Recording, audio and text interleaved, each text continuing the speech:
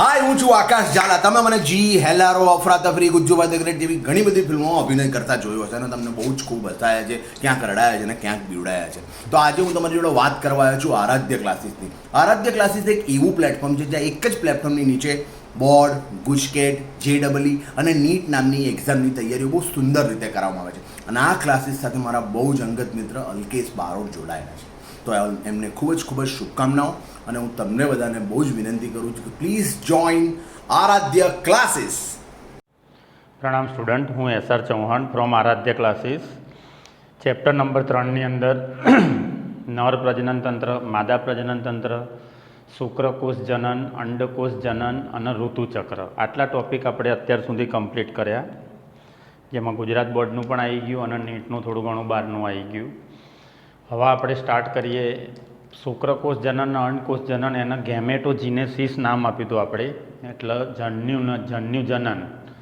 હવે શુક્રકોષ અને અંડકોષ, આપણે કીધું શુક્રકોષ જનન શુક્રપિંડમાં થાય, અંડકોષ જનન અંડપિંડમાં પણ થાય અને અંડવાહિનીમાં પણ થાય. તો શુક્રકોષ જનન અને અંડકોષ જનન થયા પછી, જન્યુઓનું સર્જન થયા પછી જો જન્યુઓ એકબીજા સાથે જોડાય તો ફલન ઘટના થઈ કહેવાય. અને ફલન થવાથી ફલિતાંડ બને અને એના પરિણામ સ્વરૂપ ગર્ભ સ્થાપન થાય. તો નેક્સ્ટ ટોપિક તમારા આ ચેપ્ટરની અંદર ફલન અને ગર્ભ સ્થાપન. પાઠમાં 3 ટોપિક મોસ્ટ આઈએમપી કીધા મેં, નીટ માટે પણ મોસ્ટ આઈએમપી અને ગુજરાત બોર્ડની પરીક્ષામાં પણ મોસ્ટ આઈએમપી. 3 લોંગ ક્વેશ્ચન ખાસ કરી નાખવાના. શુક્રકોષ જનન ચાર્ટ દોરી વર્ણવો, અંડકોષ જનન ચાર્ટ દોરી વર્ણવો, ફલન ગર્ભસ્થાપન આકૃતિ દોરી સમજાવો એમ. તો આ 3 લોંગ ક્વેશ્ચન મોસ્ટ આઈએમપી આખા ચેપ્ટરની અંદર. તો ફલન, આપણે કીધું ફલનનું સ્થાન, ફલન ક્યાં થાય? તો ફલન હંમેશા ફેલોપિયન ટ્યુબમાં થાય, અંડવાહિનીમાં થાય. અને ક્યાં થાય? અંડવાહિનીની અંદર પણ. અંડવાહિનીનો આપણે ગર્ભાશય સાથે જોડાયેલો સાંકડો ભાગ ઇથમસ નામ આપ્યું હતું, પછીનો પહોળો ભાગ તુંબિકા નામ આપ્યું હતું, પછી અંડવાહિની નિવાપ અને એની સાથે જોડાયેલા હતા ફિમ્બ્રી. તો શુક્રકોષના અંડકોષ બંને એક જ સમયે સ્થાન અંડવાહિનીમાં પણ ક્યાં આગળ થાય? તો તુંબકીય ઇથમસ જોડાણ સ્થાન. આ ખાસ યાદ રાખો, તુંબકીય ઇથમસ જોડાણ સ્થાન.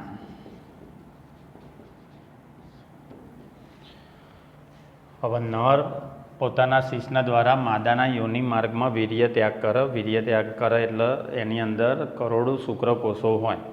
એ શુક્રકોષો ગ્રીવા મારફતે થઈ, એટલે યોનિ માર્ગમાં થઈ, ગ્રીવા મારફતે થઈ, ગર્ભાશયમાં થઈ, અંડવાહિનીમાં જાય. અંડવાહિનીમાં જાય એટલે કયા સ્થાને પહોંચવા જોઈએ? તુંબકીય ઇથમસ જોડાણ સ્થાને પહોંચવા જોઈએ.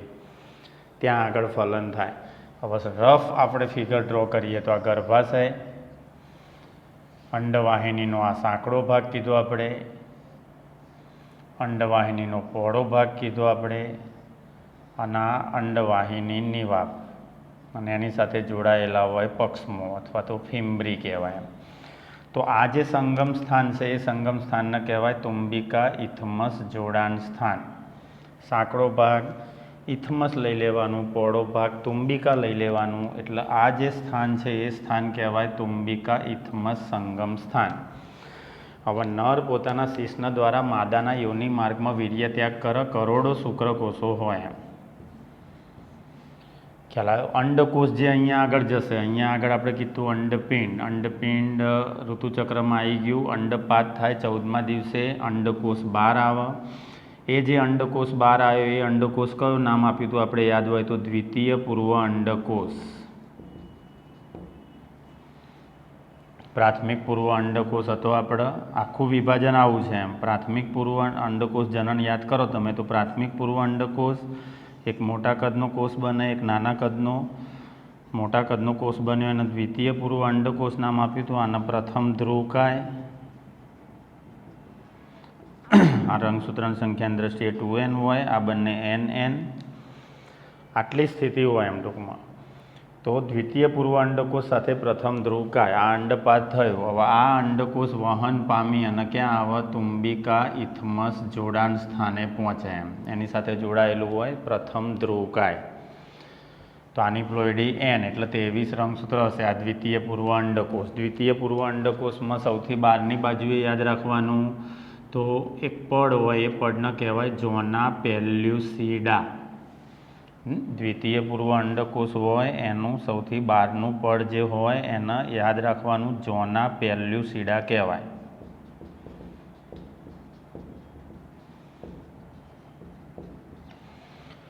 પછીનું સ્તર કયું સ્તર આવે? અંડકોષ છે, પ્રાણી કોષ હોય એટલે કોષરસ સ્તર અથવા કોષરસ પટલ. તો જ્યારે શુક્રકોષો ત્યાગ કરવામાં આવે ત્યારે એ શુક્રકોષો, કરોડો શુક્રકોષો હોય, એ શુક્રકોષો યોનિ માર્ગમાં થઈ, ગ્રીવામાં થઈ, ગર્ભાશયમાં થઈ અને વહન પામીને પહોંચે તુંબિકા ઇથમસ સંગમ સ્થાને પહોંચે એમ. આ રીતે. તો કોણ જોડે આવ્યું? ઘણા બધા શુક્રકોષો હોય, અસંખ્ય શુક્રકોષો હોય એમ ટૂંકમાં. એ શુક્રકોષોની પ્રચલન ક્ષમતાના આધારે શુક્રકોષો વહન પામીને ત્યાં પહોંચતા હોય, પણ જોડાણ સ્થાન તુંબિકા ઇથમસ સંગમ સ્થાન યાદ રાખવાનું. તો ત્યાં આગળ પહોંચ્યા પછી શું થાય? તો આખું ફલન ઘટના થાય. ફલન ઘટના હવે આપણા દ્વિતીય પૂર્વ અંડકોષને થોડો ઝૂમ કરીએ. દ્વિતીય પૂર્વ અંડકોષ એનું સૌથી બહારનું પડ આપણે કહી દીધું ઝોના પેલ્યુસિડા. અંદરનું પડ છે એ પડને કહી દીધું આપણે કોષરસ પટલ. હવે પહેલો જે શુક્રકોષ આના સંપર્કમાં આવે એમ ટૂંકમાં, પહેલા શુક્રકોષ કોના સંપર્કમાં આવશે? તો દેખાય છે આપણને કે દ્વિતીય પૂર્વ અંડકોષના કયા ભાગના સંપર્કમાં આવે? તો ઝોના પેલ્યુસિડાના સંપર્કમાં આવે.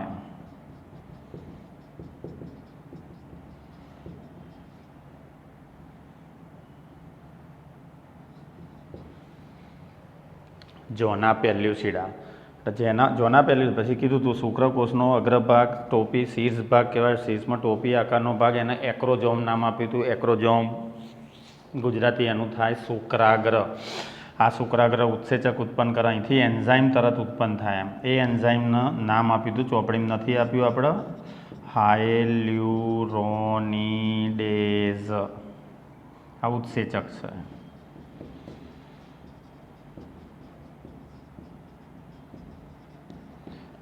પ્રોટીએજ ઉત્સેચક. તો એ પ્રોટીએજ ઉત્સેચક શું કરશે? તો ઝોના પેલ્યુસિડાના સંપર્કમાં આવે પહેલાં તો શુક્રકોષ. એટલે ફલન વખતે શુક્રકોષ અંડકોષના કયા સ્તરના સૌપ્રથમ સંપર્કમાં આવે છે? તો જવાબ ઝોના પેલ્યુસિડા. છિદ્ર પાડશે પછી શુક્રકોષ ક્યાં જશે? તો શુક્રકોષ ઝોના પેલ્યુસિડામાં થઈ, અંડપડમાં થઈ અને શુક્રકોષ અંડકોષના કોષરસમાં દાખલ થાય. પૂંછડી બહાર રહી જાય. ખ્યાલ આવ્યો? તાત્કાલિક શુક્રકોષનો અંડકોષમાં પ્રવેશે તાત્કાલિક કેટલાક ફેરફારો કરી નાખે. ફેરફારો એવા કરી નાખે કે આ જે ઝોના પેલ્યુસિડા છે એ સખત આવરણમાં કન્વર્ટ થઈ જાય, જાડું પડ બની જાય. બસ આ ફલન પડ તરીકે ઓળખાય પછી એમ, એકદમ જાડું પડ એમ. આ એકદમ જાડું પડ બની જાય, જેના કારણે યાદ રાખવાનું તમારે શુક્રકોષ અન્ય કોઈ શુક્રકોષ અંડકોષમાં દાખલ થઈ શકતો નથી. અન્ય કોઈ શુક્રકોષ અંડકોષમાં પ્રવેશ પામી શકતો નથી. એટલે શુક્રકોષ એક શુક્રકોષ અંડકોષની અંદર દાખલ થઈ જાય એટલે પછી તરત એ ઉત્સેચક હાયલ્યુરોનિડેઝ ઉત્સેચક ઉત્પન્ન કરે. એ પ્રોટીએજ ઉત્સેચક કહેવાય, જે અંડપડમાં છિદ્ર ઉત્પન્ન કરે. પછી જાડું સ્તર આવી જાય, જેથી ફલન પડ કહેવાય. બીજો કોઈ શુક્રકોષ ફરી અને અંડકોષની અંદર દાખલ થઈ શકતો નથી. પણ આ બધું જોડાણ સ્થાન ને બધું ક્યાં જશે? હા, દ્વિતીય પૂર્વ અંડક. હવે આ આપણે કીધું અર્ધીકરણ સ્ટાર્ટ થયું કહેવાય. આને અર્ધીકરણ 1 કીધું હતું આપણે, યાદ હોય તો. અર્ધીકરણ પ્રોપર અર્ધીકરણ કોને કહેવાય? 2n n n n n n અને n. આના આખું અર્ધીકરણ કહેવાય. કોઈ બી કોષ અર્ધીકરણ પામે તો ઉત્પન્ન થતા કોષોની સંખ્યા 4. મિયોસિસ પામે કોઈ બી કોષ તો ઉત્પન્ન થતા કોષોની સંખ્યા 4. અને મિટોસિસ પામે સમવિભાજન કોઈ કોષ તો ઉત્પન્ન થતા કોષોની સંખ્યા 2. આ સંપૂર્ણ અર્ધીકરણ થયું કહેવાય. આને શું નામ આપીએ આપણે? અર્ધીકરણ 1 અને આના અર્ધીકરણ 2. તો અંડકોષ જનનમાં પણ અર્ધીકરણ થયું કહેવાય. 2n હતું n આ અર્ધીકરણ 1 થયું કહેવાય. પણ આ ક્યાં થાય? અંડપિંડમાં થાય.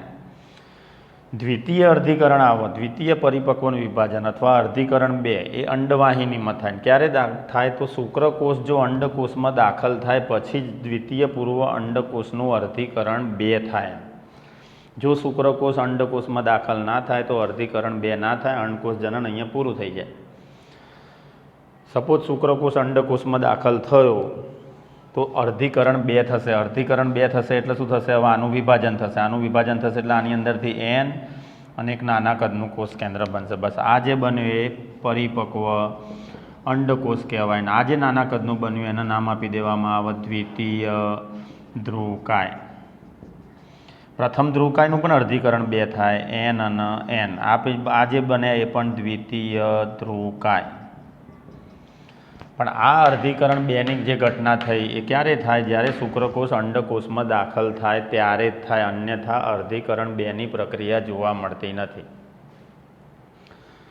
બસ આ રીતે અર્ધીકરણ થયું કહેવાય. આ અર્ધીકરણ 2, આ અર્ધીકરણ 1. અર્ધીકરણ 1 સુધી તમારે અંડપિંડમાં રહેવાનું અને અર્ધીકરણ 2 અંડવાહિનીમાં ચુંબકીય ઇથમસ જોડાણ સ્થાને થાય. બસ પછી તો કંઈ નહીં. પછી તો આ દ્વિતીય પૂર્વ અંડકોષ આ આખે આખું જતું રહ્યું. ટૂંકમાં આ ઉત્સેચક ખાસ યાદ રાખજો, હાયલ્યુરોનિડેઝ. હવે શુક્રકોષનો શીર્ષ ભાગના મધ્ય ભાગ અંદર જતો રહ્યો એટલે એ શુક્રકોષનો શીર્ષ ભાગના મધ્ય ભાગ કમ્બાઈન થઈ અને કોષ કેન્દ્ર બનાવે. આ નરનું પ્રજનનમાં ફાળો આપતું કોષ કેન્દ્ર કહેવાય નર પ્રકોષ કેન્દ્ર. અને પછી દ્વિતીય પૂર્વ અંડકોષનું જે કોષ કેન્દ્ર છે એના નામ આપી દેવામાં આવે માદા પ્રકોષ કેન્દ્ર. એટલે નર પ્રકોષ કેન્દ્ર, માદા પ્રકોષ કેન્દ્ર, આ પણ n બંને પછી કમ્બાઈન થશે એટલે અંદર બની જાય 2n દ્વિકીય. બસ આ જે દ્વિકીય રચના બની એ રચનાને પછી નામ આપી દેવામાં આવે ફલિતાંડ. એટલે શુક્રકોષ અંડકોષ સાથે જોડાય અને જે પ્રથમ કોષ બને એને ઝાયગોટ અથવા તો યુગ્મનજ અથવા તો ફલિતાંડ તરીકે ઓળખવામાં આવે. ફલિતાંડની પ્લોઇડી હંમેશા યાદ રાખવાની 2n દ્વિકીય. ફલિતાંડ રંગસૂત્રની સંખ્યાની દ્રષ્ટિએ કેવું હોય? 46 રંગસૂત્ર ધરાવે. n બરાબર 23 લેવાના. તો 23 શું થશે? 46. તો આ ફલિતાંડનું નિર્માણ થયું ચુંબકીય ઇથમસ જોડાણ સ્થાન પાસે.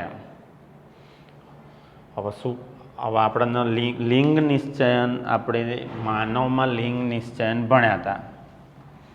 આમાં એ યાદ રાખ, માનવમાં લિંગ નિશ્ચયનની અંદર નર વિષમયુગ્મી હોય, માદા સમયુગ્મી હોય. નર વિષમયુગ્મી કીધેલું છે મનુષ્યની અંદર અને માદા સમયુગ્મી કીધેલી છે. પક્ષીઓની અંદર આપણે ઊંધું કીધું હતું યાદ હોય તો. હવે સમયુગ્મી અને વિષમયુગ્મી એટલે માનવમાં લિંગ નિશ્ચયનો એક ફકરો તમારે આપેલો છે.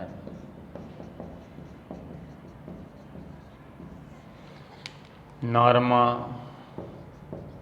એટલે પુરુષ, માદા સ્ત્રી. માનવમાં નર વિષમયુગ્મી કહેવાય અને માદા સમયુગ્મી કહેવાય. પક્ષીઓમાં ઊંધું છે યાદ હોય તો. પક્ષીઓમાં માદા વિષમયુગ્મી છે અને નર સમ. ત્યાં સિમ્બોલ પણ આપણે બદલ્યા હતા. ZZ અને ZW કીધું એમ. ZZ રંગસૂત્ર લિંગી રંગસૂત્ર ધરાવો તો સમયુગ્મી નર, ZW લિંગી રંગસૂત્ર ધરાવો તો વિષમયુગ્મી માદા કહેવાય. હવે નરમાં બંધારણ આપણને ખબર છે. નરની અંદર બંધારણમાં દૈહિક રંગસૂત્રો તો બંનેમાં સમાન જ છે, 22AA પ્લસ XY. માદાની અંદર પણ 22AA પ્લસ XX. એટલે નરમાં 23મી જોડમાં XY રંગસૂત્ર હોય અને માદામાં 23મી જોડમાં XX રંગસૂત્ર હોય. દૈહિક રંગસૂત્રો તો એના એ જ રહેવાના 44 બંનેમાં સરખા હોય. દૈહિક રંગસૂત્રનો એ સિમ્બોલ કેમ લાગે છે? કારણ કે આપણે કીધું દૈહિક રંગસૂત્રનો ઓટોજોમ્સ કહેવાય. આ ઇંગ્લિશ યાદ રાખવાનું છે, ઓટોજોમ્સ એટલે દૈહિક રંગસૂત્રો. તો અહીંયા કહેવાનો મતલબ નર દ્વારા 2 પ્રકારના શુક્રકોષો ઉત્પન્ન થશે એમ. 50% શુક્રકોષો એવા હશે જેમાં એક્સ લિંગી રંગસૂત્ર હશે અને 50% શુક્રકોષો એવા હશે જેમાં વાય લિંગી રંગસૂત્ર હશે.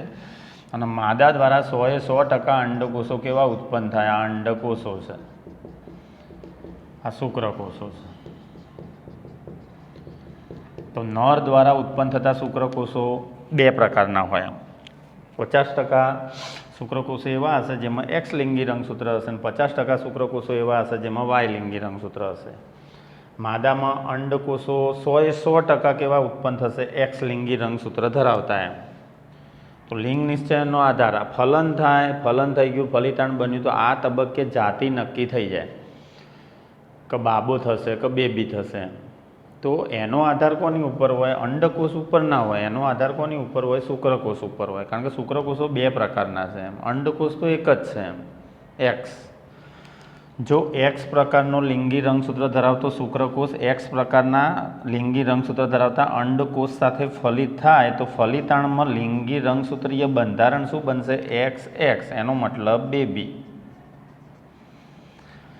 જો વાય પ્રકારનો લિંગી રંગસૂત્ર ધરાવતો શુક્રકોષ એક્સ પ્રકારના લિંગી રંગસૂત્ર ધરાવતા શુક્રકોષ દ્વારા ફલિત થાય, વાય લિંગી રંગસૂત્ર ધરાવતો શુક્રકોષ એક્સ લિંગી રંગસૂત્ર ધરાવતા અંડકોષને ફલિત કરે તો પરિણમતું જે ફલિતાંડ છે એમાં લિંગી રંગસૂત્રીય બંધારણ એક્સ વાય આવે. એનો મતલબ ફલિતાંડમાંથી વિકસતો ગર્ભ નર બનશે એમ, બાબો, છોકરો, અને આ છોકરી એમ. તો બાબો થશે કે બેબી થશે, છોકરો થશે કે છોકરી થશે, એનો આધાર કોની ઉપર હોય? અંડકોષ ઉપર ના હોય એમ, શુક્રકોષ ઉપર હોય એમ. એક્સ પ્રકારનો શુક્રકોષ ફાળો આપશે તો બેબી થશે, વાય પ્રકારનો શુક્રકોષ ફાળો આપશે તો આને એક્સ વાય, નરનો એક્સ પ્રકારનો શુક્રકોષ, નરનો વાય પ્રકારનો શુક્રકોષ, એક્સ વાય નર પદ્ધતિ કહેવાય આને. એટલે વ્યવહારમાં તો ઊંધું જ છે, સમાજમાં ઊંધું છે. સમાજમાં બેબી થતી હોય તો સ્ત્રીને દોષિત ગણવામાં આવે છે. ભૂલ છે એ સમાજની. ખ્યાલ આવે? સાયન્સ એનો વિરોધ જ કરે છે એમ. સ્ત્રીનો વાંક નથી એમ, બેબી થાય છે એમ, પુરુષનો વાંક છે એમ. સ્ત્રી તો શું કરે? સ્ત્રીમાં તો એક જ પ્રકારના અંડકોષો ઉત્પન્ન થાય. તો એ ખોટી માન્યતા કહેવાય એમ. ટૂંકમાં સ્ત્રીને દોષિત માનવામાં આવે સમાજમાં કે સ્ત્રીમાં ખામી છે જેના કારણે બેબી થાય છે, બાબો નહીં થતો. પણ સ્ત્રી તરફથી તો એક્સ લિંગી રંગસૂત્ર ધરાવતો જ અંડકોષ ફલનમાં ફાળો આપે. પુરુષ ઉપર આધાર છે એમ, કયા પ્રકારનો શુક્રકોષ ફલનમાં ફાળો આપે એમ. એક્સ પ્રકારનો ફાળો આપે તો બેબી તૈયાર રાખે, એનો વાંક પુરુષનો કહેવાય એમ ટૂંકમાં. કારણ કે ફલન પ્રક્રિયામાં એક્સ પ્રકારનો શુક્રકોષ જ મોકલે છે એમ.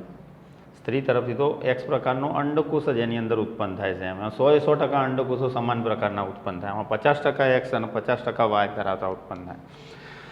એટલે ફલિતાણમાં વિકસતો ગર્ભ ક્યારે નર બનશે, ક્યારે માદા બનશે એ શુક્રકોષ ઉપર ડિપેન્ડન્ટ છે એમ ટૂંકમાં, અંડકોષ ઉપર નહીં. પક્ષીઓમાં આમાં ઊંધો આવે. પક્ષીઓમાં આપણે કરતા પક્ષીઓમાં સિમ્બોલ પણ આપણે બદલ્યા હતા વિહગની અંદર, યાદ હોય તો 5મા ચેપ્ટરમાં આપણે લીધું એમ. પક્ષીઓમાં માદા લઈ લીધું આપણે ZW લીધું હતું, યાદ હોય. અને નરમાં ZZ સિમ્બોલ આપ્યો હતો એમ પક્ષીઓની અંદર. એટલે પક્ષીઓમાં શું થાય તો નર સમાન પ્રકારના શુક્રકોષો ઉત્પન્ન કરે, નર સમયુગ્મી કહેવાય એમ. અને માદા વિષમયુગ્મી કહેવાય. એટલે માદામાં બે પ્રકારના અંડકોષો ઉત્પન્ન થાય. સિમ્બોલ બદલ્યા છે એમ, ZW નામ આપ્યું છે એમને, અહીંયા આગળ ZZ નામ આપ્યું એમ. એટલે અહીંયા બે પ્રકારના અંડકોષ ઉત્પન્ન થાય, અહીંયા એક જ પ્રકારનું શુક્રકોષ ઉત્પન્ન થાય. તો પક્ષીઓમાં લિંગ નિશ્ચયનો આધાર શુક્રકોષ ઉપર નહીં, અંડકોષ ઉપર હોય એમ ટૂંકમાં. આ બેઝિક તફાવત એમ.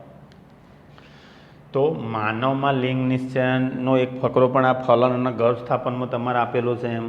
ફલિતાંડ ફલન બાદ જો ફલિતાંડમાં લિંગી બંધારણ એક્સ એક્સ હશે તો એક્સ પ્રકારનો શુક્રકોષ ફલનમાં ફાળો આપ્યો એમ કહેવાય. ફલિતાંડમાં લિંગી રંગસૂત્રીય બંધારણ એક્સ વાય હશે તો વાય પ્રકારના શુક્રકોષે ફલનમાં ફાળો આપ્યો કહેવાય. એટલે લિંગ નિશ્ચયનો સંપૂર્ણ આધાર શુક્રકોષ ઉપર હોય, અંડકોષ ઉપર હોતો નથી માનવમાં લિંગ નિશ્ચયની અંદર. આવું ને ડ્રોસોફિલામાં પણ લિંગ નિશ્ચયનમાં આવું સમયુગ્મી નર અને વિષમયુગ્મી માદા હોય એવું બેસ્ટ ઉદાહરણ વિહગ, પક્ષી. બાકી બધાની અંદર વિષમયુગ્મી નર કહેવાય અને સમયુગ્મી માદા કહેવાય. બીજા બધા ઉદાહરણ પછી તમે ડ્રોસોફિલા લઈ લો, માનવ લઈ લો. ડ્રોસોફિલા એટલે ફળમાખી આપણે કીધી, ડ્રોસોફિલા મેલેનોગેસ્ટર. અને પછી દૈહિક રંગસૂત્રની સંખ્યામાં ફેરફાર આવે છે. માનવમાં દૈહિક રંગસૂત્રની સંખ્યા 22 એ કીધી છે એમ. ડ્રોસોફિલામાં 3 એ આપણે લીધું હતું, યાદ હોય તો લિંગ નિશ્ચયન ચલાવ્યું. 4 જોડ રંગસૂત્ર હોય એટલે કે 8 રંગસૂત્ર કહેવાય ડ્રોસોફિલામાં, જેમાં 3 જોડ દૈહિક રંગસૂત્ર હોય અને 1 જોડ લિંગી રંગસૂત્ર હોય. તો નર વિષમયુગ્મી, માદા સમયુગ્મી, આ માનવમાં લિંગ નિશ્ચયન. તો ફલન અને ગર્ભસ્થાપન પૂછાય. તો ચુંબકીય ઇથમસ જોડાણ સ્થાને આમાં આઈએમપી પ્રશ્નો કયા કયા, અત્યારે ટોપિક આટલો ચાલ્યો, આની અંદર પૂછાય શું એમ, તો ફલન ક્યાં થાય છે, ફલનનું સ્થાન. તો ફલન ફેલોપિયન ટ્યુબમાં થાય, અંડવાહિનીમાં. એક્ઝેક્ટ સ્થાન પૂછે તો ચુંબકીય ઇથમસ જોડાણ સ્થાને થાય. બીજા નંબરમાં શુક્રકોષ જ્યારે અંડવાહિનીમાં પ્રવેશે ત્યારે કયા કોષના કયા સ્તરના સંપર્કમાં સૌપ્રથમ આવે એમ, તો દ્વિતીય પૂર્વ અંડકોષના સંપર્કમાં આવે અને એના જોના પેલ્યુસિડાના સંપર્કમાં આવે. શુક્રકોષ અંડકોષ સાથે સંપર્કમાં આવે ત્યારે સૌપ્રથમ શુક્રાગ્રમાંથી કયો ઉત્સેચક ઉત્પન્ન થાય, તો યાદ રાખવાનું હાયલ્યુરોનિડેઝ નામનો પ્રોટીએજ ઉત્સેચક જે અંડપળમાં છિદ્ર પાડે. એટલે શુક્રકોષ અંડકોષના જોના પેલ્યુસિડામાંથી પસાર થઈ કોષરસ પટલમાંથી પસાર થઈ અને અંડકોષના કોષરસની અંદર મુક્ત થાય. એ શુક્રકોષ અંડકોષમાં પ્રવેશે એટલે તાત્કાલિક ફેરફાર, પહેલાં તો અંડપળ એકદમ જાડું થઈ જાય જેને ફલનપળ કહેવાય, જેથી બીજો કોઈ શુક્રકોષ અંદર દાખલ થઈ શકે નહીં. અંદર ગયા પછી એ દ્વિતીય પૂર્વ અંડકોષનું અર્ધીકરણ 2 કરે એમ. દ્વિતીય પૂર્વ અંડકોષ એન હતો, પ્રથમ ધ્રુવકાય પણ એન હતું, અસમાન વિભાજન થયું કહેવાય. પછી દ્વિતીય પૂર્વ અંડકોષમાંથી એન અને પાછું નાનું ધ્રુવકાય બને. એન જે બન્યું એ આપણો ફલનમાં ફાળો આપતો અંડકોષ કહેવાય, પરિપક્વ અંડકોષ કહેવાય. નાના કદનું જે બને એને દ્વિતીય ધ્રુવકાય નામ આપવામાં આવે. પ્રથમ ધ્રુવકાયનું પણ વિભાજન યાદ રાખવાનું. પ્રથમ ધ્રુવકાય પણ દ્વિતીય ધ્રુવકાયમાં સમાન વિભાજન પામે એટલે નાના કદના સમાન ઉત્પન્ન કરે. ચાર્ટમાં આપણે લીધું હતું એમ. હાયલ્યુરોનિડેઝ નામનો ઉત્સેચક ખાસ યાદ રાખવાનો એક્રોઝોમમાંથી ઉત્પન્ન થાય. એક્રોઝોમ એટલે શુક્રકોષના શુક્રાગ્રમાં આવેલ શુક્રાગ્રને ઇંગ્લિશમાં એક્રોઝોમ તરીકે ઓળખવામાં આવે. તો એ આખી ફલન પ્રક્રિયા થઈ. ચુંબકીય ઇથમસ, બીજું ખાસ એ યાદ રાખવાનું, બધી સંવનન પ્રક્રિયાઓ ગર્ભધારણમાં પરિણમે નહીં. દર વખતે સંવનન કરો એટલે ફલન થાય એવું જરૂરી નથી. ખાસ કન્ડિશન શું યાદ રાખવાની, તો આકૃતિ આપણે હમણાં દોરી હતી.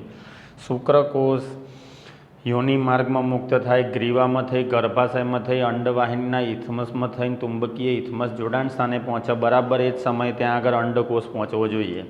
એટલે દ્વિતીય પૂર્વ અંડકોષ અને શુક્રકોષ બંનેનો ચુંબિકા ઇથમસ જોડાણ સ્થાન પાસે પહોંચવાનો સમયગાળો જો એક જ હોય, એક જ સમયે બંને કોષો ત્યાં આગળ પહોંચે તો જ ફલન થાય, ફર્ટિલાઇઝેશન થાય, તો જ ગર્ભસ્થાપન થાય.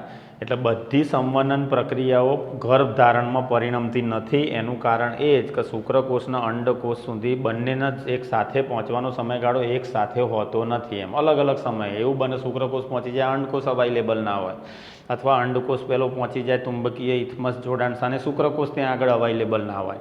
બંને સાથે પહોંચવા જોઈએ એક જ સમયે, તો જ સંવનન પ્રક્રિયા ફલનમાં પરિણામે ગર્ભધારણ થાય, અન્યથા ગર્ભધારણ ના થાય. ફલન થઈ ગયું કહેવાય. ટોપિકનું નામ શું છે, તો ફલન અને ગર્ભસ્થાપન. એટલે ફલન પ્રક્રિયા પૂરી થઈ કહેવાય. હવે એક આકૃતિ દોરીને આપણે ગર્ભસ્થાપન લઈએ એમ. તો હવે આપણે ભણીએ ફલન અને ગર્ભસ્થાપન. એમાં ફલન કમ્પ્લીટ થઈ ગયું, આપણે ગર્ભસ્થાપન આવ્યા.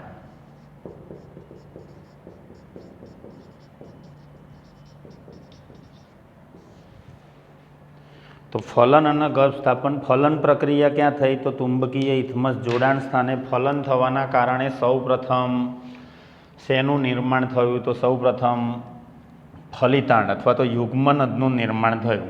હવે એક આકૃતિ દ્વારા આપણે આખું સમજીએ કે આ ગર્ભાશયની અંદર આપણે 3 પડ કીધા હતા.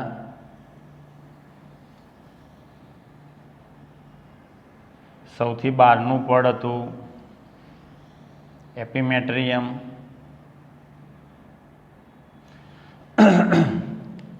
અથવા પેરીમેટ્રિયમ, વચ્ચેનું હતું માયોમેટ્રિયમ અને સૌથી અંદરનું હતું એન્ડોમેટ્રિયમ. આવા 3 પડ ગર્ભાશયમાં હતા. હવે આની સાથે જોડાયેલી આપણે અંડવાહિની સમજવા માટે આ સાંકડો ભાગ કહેવાય, એનો ઇથમસ ભાગ, આ પહોળો ભાગ કહેવાય જેને ચુંબિકા તરીકે ઓળખવામાં આવે. અને પછીનો આ પહોળો ભાગ અંડવાહિની નિવાપ કહેવાય. અંડવાહિની નિવાપ સાથે જોડાયેલા આપણે ફિમ્બ્રી નામ આપ્યું હતું. આના નામ આપશું આપણે તુંબિકા ઇથમસ જોડાણ સ્થાન. અંડપિંડ બંધ વડે જોડાયેલું અંડપિંડ, એ આખી પ્રક્રિયા આપણે પૂરી થઈ.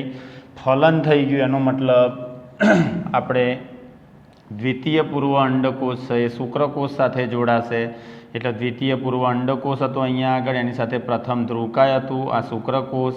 બંને ટૂંકમાં મિલન થઈ ગયું એનો મતલબ પહેલો જ કોષ ત્યાં આગળ કયો બન્યો કહેવાય? ફલિતાંડ અથવા તો યુગ્મનજ અથવા તો જાયગોટ. એની પ્લોઇડી આપણે શું કીધી? 2n કીધી હતી. ફલિતાંડ હંમેશા 2n હોય. હવે શું થશે? તો પહેલાં શરૂઆતમાં ગર્ભ સ્થાપનની પ્રક્રિયામાં વિખંડન થાય. વિખંડન એટલે ફલિતાંડમાં થતા સમવિભાજનને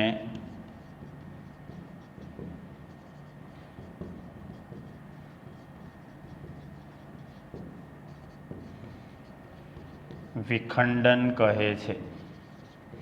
એટલે ફલિતાંડમાં સેલ ડિવિઝન થશે, સમવિભાજન યાદ રાખજો મિટોસિસ. અને કોઈ બી કોષ સમવિભાજન પામે 2n વાળો તો ઉત્પન્ન થતા કોષોની સંખ્યા 2. પણ બાકી બધા કોષ વિભાજનોમાં સમવિભાજન બોલાય. ગર્ભ સ્થાપન વખતે જે બી સમવિભાજન મનુષ્યમાં ગર્ભ વિકાસનો સમયગાળો, ગર્ભ સ્થાપન પછી જે સમવિભાજન થતું હોય એના વિખંડન તરીકે ઓળખવામાં આવે.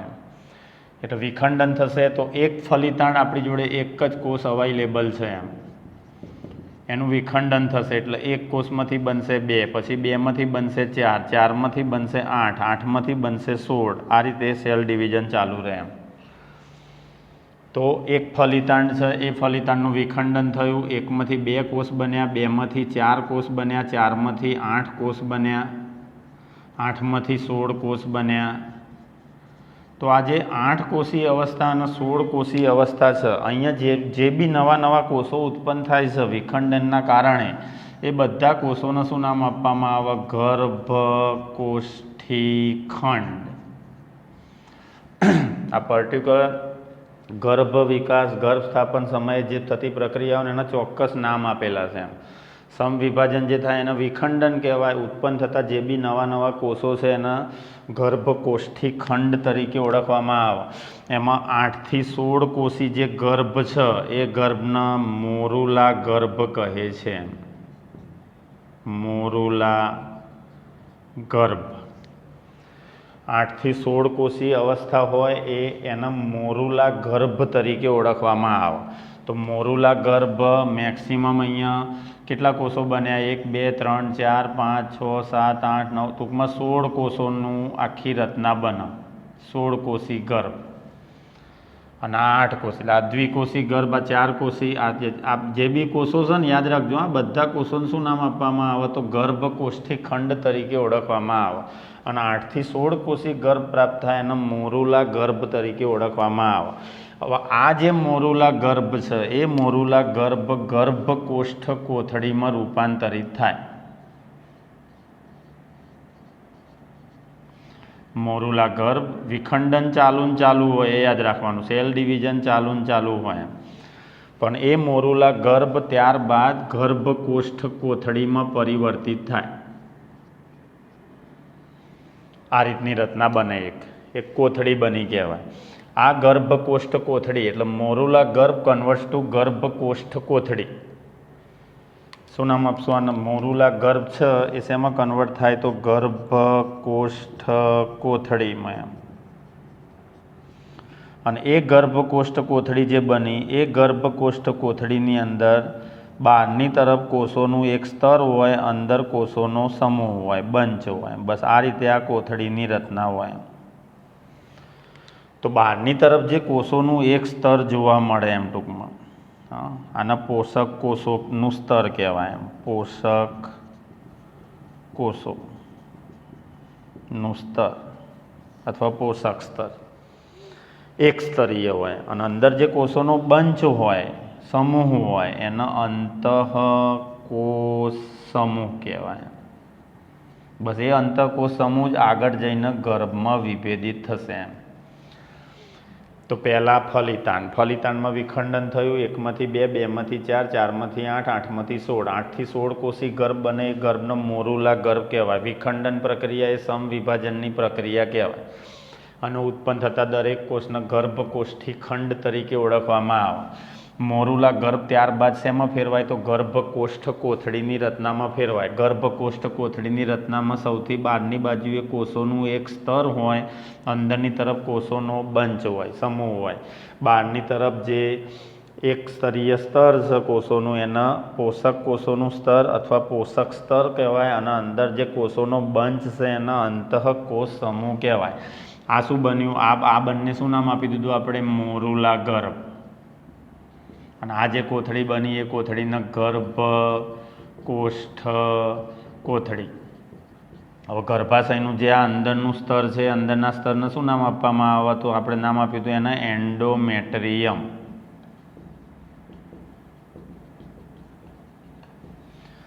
હવે શું થશે? તો આ જે ગર્ભકોષ્ઠ કોથળી છે એ ગર્ભાશયની દિવાલ સાથે જોડાશે, જેને ગર્ભ સ્થાપન તરીકે ઓળખવામાં આવે.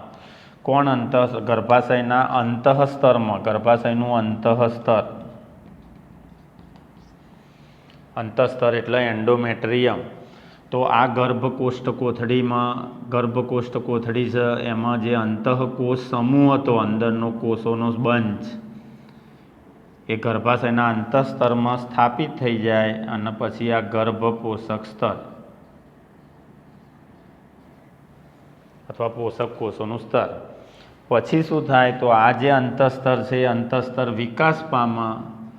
અને આ અંતઃકોષ સમૂહ જ્યારે ગર્ભાશયની દિવાલ સાથે ચોંટી જાય ને પછી એને ગર્ભ નામ આપી દેવામાં આવે. પછી એ ગર્ભ તરીકે વિભેદિત થઈ ગયું કહેવાય. એન્ડોમેટ્રિયમ વિકાસ પામી અને અંતઃકોષ સમૂહને સંપૂર્ણપણે ઘેરી લે એટલે એવું થયું કહેવાય. અહીંયા ખાડા જેવી રચના થઈ કહેવાય. આ બધું અંતઃસ્ત્રાવી ફેરફારો આ બધી પ્રક્રિયા માટે જવાબદાર કહેવાય. ખાડા જેવી રચના થઈ જાય એટલે અંદરની તરફ એકદમ અંતઃકોષ સમૂહ સ્થાપિત થઈ જાય, ગર્ભ તરીકે વિભેદિત થઈ જાય.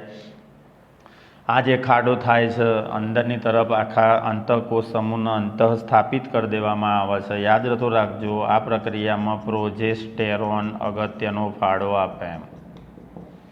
પ્રોજેસ્ટેરોન માદા જાતીય અંતઃસ્ત્રાવ. ઉત્પત્તિ સ્થાન કીધું હતું આપણે કોર્પસ લ્યુટિયમ.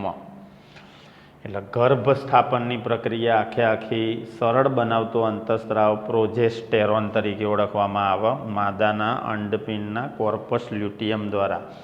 કોર્પસ લ્યુટિયમ અમે બે અંતઃસ્ત્રાવ કીધા, એક પ્રોજેસ્ટેરોન અને બીજો પેપ્ટાઇડ પ્રોટીનનો બનેલો અંતઃસ્ત્રાવ, એક રિલેક્સિન પણ મેં તમને કીધું હતું એમ. તો આખી પ્રક્રિયામાં પ્રોજેસ્ટેરોન અહીંયા ખાસ અગત્યનો ફાળો આપે. તો આખું ગર્ભ સ્થાપન થયું કહેવાય. પછી 9 મહિનાનો ગર્ભ વિકાસ થાય. હવે ગર્ભ વિકાસનો જે સમયગાળો છે તો 280 દિવસ ફલનના પહેલા દિવસથી ગણો તો ઋતુચક્રના પ્રથમ દિવસથી. ઋતુચક્રના 14મા દિવસથી ગણો છેલ્લો ઋતુસ્ત્રાવ માદામાં થયો હોય તો 266 દિવસ, 40 અઠવાડિયા. આ 3 આંકડા સાચા એમ. 280 દિવસથી પણ કાઉન્ટ કરવામાં આવે, 266 દિવસ પણ કાઉન્ટ કરવામાં આવે અને 40 અઠવાડિયા પણ ગણતરીમાં લેવામાં આવે. એટલે અંતઃસ્તર એન્ડોમેટ્રિયમ વિકાસ પામી અંતઃકોષ સમૂહના અંદરની તરફ સ્થાપિત કરી નાખે એટલે આખી પ્રક્રિયા થઈ ગઈ કહેવાય ગર્ભ સ્થાપન. હવે આખો 9 મહિનાનો ગર્ભ વિકાસ આવે. એ 9 મહિનાના ગર્ભ વિકાસ દરમિયાન 280 દિવસની ગણતરી મૂકી છે, 266 દિવસની ગણતરી મૂકી છે અને 40 દિવસની ગણતરી પણ 40 અઠવાડિયાની પણ ગણતરી મૂકી છે. એકાદ 2 અઠવાડિયા પછી પ્લસ ઓર માઇનસ થઈ શકે, પણ આ ગણતરી કઈ રીતે મૂકી એ આપણે ગર્ભ વિકાસવાળા વિડીયોમાં ખાસ લઈશું એમ. તો તુંબકીય ઇથમસ સંગમ સ્થાને, તુંબકીય ઇથમસ જોડાણ સ્થાને પહેલાં બન્યું યુગ્મનજ અથવા તો ફલિતાંડ. નામ નિર્દેશનની અંદર અંડવાહિનીમાં આના આપણે અંડવાહિની નિવાપ કીધું, આને ફિમ્બ્રી કીધું એમ. આ જે પોળો ભાગ છે એને તુંબિકા નામ આપ્યું. અંડવાહિનીનો સાંકડો ભાગ છે એને નામ આપી દઈએ આપણે ઇથમસ. એટલે તુંબિકા અને ઇથમસ જોડાણ સ્થાને આખી પ્રક્રિયા તો અહીંથી જ અંડપિંડમાં અંડપાત થયું, અંડકોષ બહાર આવ્યો, એ અંડકોષ અહીંથી વહન પામીને અહીંયા પહોંચવો જોઈએ. શું હતું સંગમ સ્થાન? તો તુંબિકા ઇથમસ જોડાણ સ્થાન, એ સ્થાને પહોંચવું જોઈએ એમ ટૂંકમાં. કોણ? અંડકોષ. બરાબર એ જ સમયે અહીંથી શુક્રકોષ ત્યાં આગળ પહોંચે તો શુક્રકોષના અંડકોષ બંનેનું મિલન થાય. મોસ્ટ આઈએમપી એમસીક્યુ એક શુક્રકોષ તુંબકીય ઇથમસ જોડાણ સ્થાને પહોંચે એટલે કયા કોષના સંપર્કમાં? તો દ્વિતીય પૂર્વ અંડકોષ યાદ રાખવાનું. અંડકોષ શબ્દ વ્યાજબી નથી એમ, કારણ કે હજુ અર્ધીકરણ એક જ થયેલું હોય, અર્ધીકરણ 2 નથી થયું. અર્ધીકરણ 2 ક્યારે થાય? જ્યારે મેં તમને કીધું શુક્રકોષ અંડકોષમાં પ્રવેશે તો જ અર્ધીકરણ 2 થાય. તો આ આખી પ્રક્રિયાની અંદર બંને અહીંયા પહોંચ્યા, પછી ફલન થયું એટલે ફલિતાંડનું નિર્માણ થયું, યુગ્મન જ બન્યો. પણ શુક્રકોષ અંડકોષમાં દાખલ થઈ ગયા. કઈ રીતે દાખલ થયા? ઉત્સેચક એક આગળ ફલનમાં મેં કહી દીધું, હાયલ્યુરોનિડેઝ નામનો પ્રોટીએજ ઉત્સેચક જે છિદ્ર પાડે, જેના કારણે શુક્રકોષનો અંડકોષમાં પ્રવેશ શક્ય બને. પ્રવેશ થવાથી 2 તાત્કાલિક ફેરફારો યાદ રાખવાના. એક તો અંડપડ જાડું થઈ જાય, જેને ફલનપડ કહેવાય, જે અન્ય શુક્રકોષનો અંડકોષમાં પ્રવેશ થતો અટકાવે. અને શુક્રકોષનો અંડકોષમાં પ્રવેશે દ્વિતીય પૂર્વ અંડકોષનું દ્વિતીય અર્ધીકરણ, એટલે અર્ધીકરણ 2 દ્વિતીય પરિપક્વન વિભાજન પૂર્ણ કરે એમ. એટલે દ્વિતીય પૂર્વ અંડકોષમાંથી અંડકોષ બને અને દ્વિતીય ધ્રુવકાયનું નિર્માણ થાય. પછી માદા પ્રકોષ કેન્દ્ર નર. ચલો, ફલન થયું, ફલિતાંડ બન્યું, યુગ્મન જ અથવા તો જાયગોટ. હવે આ ફલિતાંડ ઇથમસવાળા ભાગેથી પસાર થઈ અને ગર્ભાશયમાં દાખલ થાય. ઇથમસવાળા ભાગેથી. ઇથમસ એટલે અંડવાહિનીનો સાંકડો ભાગ. ફલિતાંડમાં પહેલી પ્રક્રિયા તમારે કઈ યાદ રાખવાની? વિખંડન. વિખંડન એટલે ફલિતાંડમાં થતું સમવિભાજન. સમવિભાજન કોઈ બી કોષ પામે તો કીધું 1માંથી 2 બને, પછી ડબલ થાય. 1માંથી 4 બનતા હોય તો એના અર્ધીકરણ નામ આપ્યું છે આપણે. અહીંયા 1માંથી 2નું નિર્માણ થાય, 2માંથી 4નું નિર્માણ થાય, 4માંથી 8નું નિર્માણ થાય, 8માંથી 16નું નિર્માણ થાય. સમવિભાજન જે થાય છે એને વિખંડન તરીકે ઓળખવામાં આવે. અને વિખંડન થવાના કારણે જે નવા કોષો ઉત્પન્ન થાય એ કોષોને ગર્ભકોષ્ઠી ખંડ કહેવાય. 1માંથી 2 બન્યા, 2માંથી 4 બન્યા, 4માંથી 8 બન્યા, 8માંથી 16 બન્યા. 8થી 16 કોષી જે ગર્ભ છે એ ગર્ભને શું નામ આપવામાં આવે? મોરુલા ગર્ભ. અને મોરુલા ગર્ભ બની જાય પછી ગર્ભ ક્યાં પહોંચી ગયો? ગર્ભાશયમાં પહોંચી ગયો. મોરુલા ગર્ભમાં ઓછામાં ઓછા કોષોની સંખ્યા 8 યાદ રાખવાની, વધુમાં વધુ 16. હવે મોરુલા ગર્ભ શેમાં કન્વર્ટ થશે? તો ગર્ભકોષ્ઠ કોથળીમાં કન્વર્ટ થશે. ગર્ભકોષ્ઠ કોથળીની રચના કેવી હોય? તો એમાં સૌથી બહારની બાજુએ કોષોનું એક સ્તર આવેલું હોય, અંદર કોષોનો બંચ હોય, કોષોનો સમૂહ હોય. સૌથી બહારની બાજુએ એક સ્તરીય કોષોનું સ્તર આવેલું હોય તો એને શું નામ આપવામાં આવે? ગર્ભ પોષક સ્તર તરીકે ઓળખવામાં આવે, અથવા પોષક કોષોનું સ્તર જે એક સ્તરીય હોય. અંદર જે કોષોનો બંધ છે એના અંતઃકોષ સમૂહ તરીકે ઓળખવામાં આવે. આગળ જતાં એ ગર્ભમાં વિભેદિત થાય. હવે જે ગર્ભકોષ્ઠ કોથળી બની એનું ગર્ભાશયની દિવાલ સાથે જોડાવાની પ્રક્રિયા થાય, ઇમ્પ્લાન્ટેશન જેને કહેવાય, ગર્ભ સ્થાપન જેને કહેવાય. કોણ સંપર્કમાં આવશે? તો ગર્ભાશયનું અંદરનું સ્તર એન્ડોમેટ્રિયમ અથવા અંતઃસ્તર કહેવાય. એ અંતઃસ્તર સાથે સીધા સંપર્કમાં કોણ આવે? તો ગર્ભકોષ્ઠ કોથળીની રચનામાં રહેલ કોષોનો બંચ અથવા કોષોનો સમૂહ, જેના અંતઃકોષ સમૂહ તરીકે ઓળખવામાં આવે. અને બહારનું જે સ્તર છે એ પોષક સ્તર તરીકે અથવા ગર્ભ પોષક સ્તર તરીકે, જરાયુને એ બધાના નિર્માણમાં ફાળો આપશે. એ ગર્ભ વિકાસમાં આપણે લઈશું. અહીંયા મદદ કોણ કરે? તો ગર્ભાશયની દિવાલ અથવા એન્ડોમેટ્રિયમ અથવા અંતઃસ્તર સાથે સીધા સંપર્કમાં અંતઃકોષ સમૂહ આવી જાય પછી એન્ડોમેટ્રિયમ વિકાસ પામે. પછી અંતઃકોષ સમૂહ નહીં બોલવાનું, એ ગર્ભ તરીકે વિભેદિત થઈ ગયો કહેવાય. પછી એનું નામ આપી દેવામાં આવે ગર્ભ. પછી એ ભ્રૂણ બનશે, એમ્બ્રિયો જેને કહેવાય. પણ આ પ્રક્રિયામાં ગર્ભ સ્થાપનમાં મદદ કરતો માદા જાતીય અંતઃસ્ત્રાવનું નામ આપો તો યાદ રાખવાનું પ્રોજેસ્ટેરોન. હવે 9 મહિનાનો જે ગર્ભ વિકાસ આખો આવે એ બધી પ્રક્રિયાઓમાં મદદ પ્રોજેસ્ટેરોને. પ્રોજેસ્ટેરોન અહીંયા આગળ ખાસ જવાબદાર કહેવાય. એ સીએલમાંથી ઉત્પન્ન થયા રહે. હવે સીએલનું વિઘટન ના થાય, સીએલ એટલે કોર્પસ લ્યુટિયમ, એ વૃદ્ધિ પામ્યા રાખશે એમ. પહેલાં સીએલનો વિકાસ થયા રાખશે એટલે સીએલ ઉત્પન્ન કર્યા રાખશે પ્રોજેસ્ટેરોન નામનો અંતઃસ્ત્રાવ. આ એન્ડોમેટ્રિયમ વિકાસ પામીને અંતઃકોષ સમૂહને ચારે બધી બાજુથી ઘેરી લે એટલે અંતઃકોષ સમૂહ અથવા ગર્ભકોષ્ઠ કોથળી એ ગર્ભાશયના અંતઃસ્તરમાં અંતઃસ્થાપિત થઈ ગઈ કહેવાય. અંતઃસ્થાપિત થઈ જાય એટલે એ પ્રક્રિયાને નામ આપી દેવામાં આવે ગર્ભસ્થાપન. ઇમ્પ્લાન્ટેશન થઈ ગયું કહેવાય. ગર્ભસ્થાપન થઈ ગયું એટલે પછી 9 મહિનાનો અથવા તો ગર્ભ વિકાસનો આખો સમયગાળો સ્ટાર્ટ થાય. 280 દિવસ, 266 દિવસ અને 40 અઠવાડિયા બંને રીતે ગણતરી લેવામાં આવે. છેલ્લો ઋતુ ગર્ભસ્થાપનની નિશાની શું, ફલનની નિશાની શું, આગળ મેં કીધું હતું તમને. ફલનની નિશાની શું, તો ઋતુચક્ર બંધ.